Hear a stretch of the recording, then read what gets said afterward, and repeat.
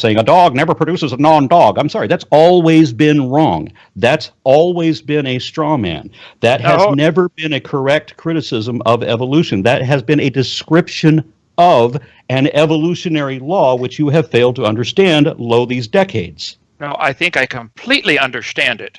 Dogs always Just produce demonstrated dogs. otherwise, and hold will on, All right, now all do right, so again. all right. let him get it Dogs, out. Let him get it out.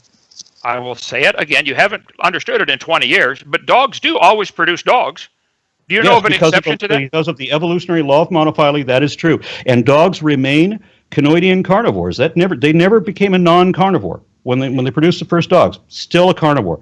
Still a member of every one of its parental clades. Same thing with cats. Phalloidean carnivores are still carnivores. Dogs, cats, both carnivores. Okay, let me ask you a question. Are pine trees carnivores?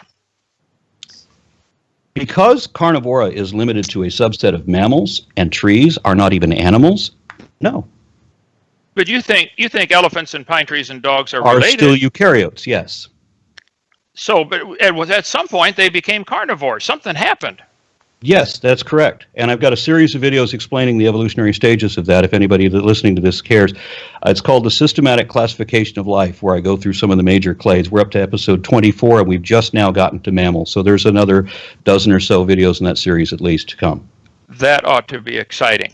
Okay, so pine trees and elephants and dogs are related. At some point, the ancestor of whatever that ancestor looked like, diversified, and obviously elephants and dogs and pine trees look different today and behave differently and are now in certainly different species. I would assume different families, and